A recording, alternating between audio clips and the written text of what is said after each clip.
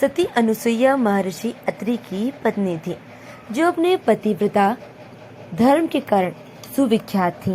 एक दिन देवर्षि नारद बार बार से विष्णु, शिव और ब्रह्मा की अनुपस्थिति में विष्णुलोक, शिवलोक और ब्रह्मलोक गए।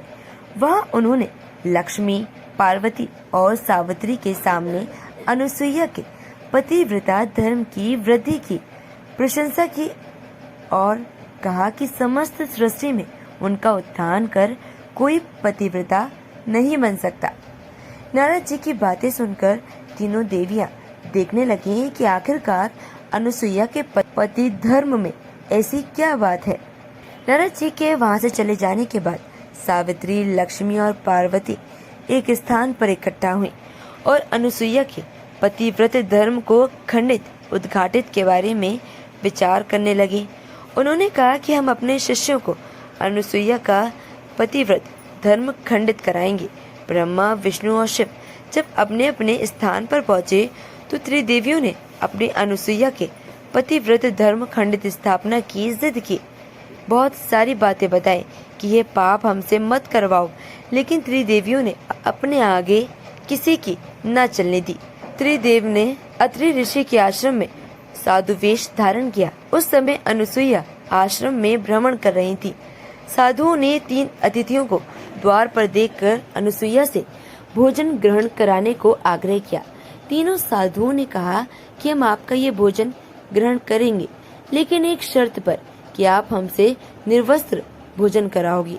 अनुसुईया ने साधुओं के श्राप के भय से तथा अतिथि सेवा से मठभास के पाप के भय से परमात्मा से प्रार्थना की कि हे भगवान, इन तीनों को 6-6 महीने की बच्चे की आयु के समान बनाओ, जिससे मेरा पतिव्रत धर्म भी खंड न हो तथा साधुओं को आहार भी प्राप्त हो और अतिथि सेवा न करने का पाप भी न लगे। भगवान की कृपा से त्रिदेव 6-6 महीने के बच्चे बन गए और अनुसुईया ने निवस्त्र दूध पिलाया और पालने में ले लिया। जब त्रिदेव अपने स्थान पर नहीं थे तो देवियां व्याकुल हो गई। तब नारद ने वहां ज्ञान सारी बातें बताई कि तीनों देवों को तो अनुसुईया ने अपने सतीत्व से बालक बना दिया।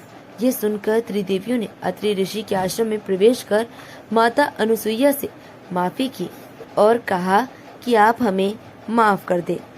अत्रि ऋषि की पत्नी अनुसुईया इतनी दुखी हुई कि तीनों बालकों को उनका वास्तविक रूप वापस मिल गया। अत्रि ऋषि अनुसुईया से त्रिदेवों ने माफी मांगी। तब अनुसुईया ने कहा कि आप हमारे घर बच्चे बनकर पुत्र रूप में आए हैं, हम निसंतान हैं। त्रिदेवों ने तथास्तु कहा और अपने अपने देवताओं के साथ अपने अपने लोकों में प्रस्थान कर गए।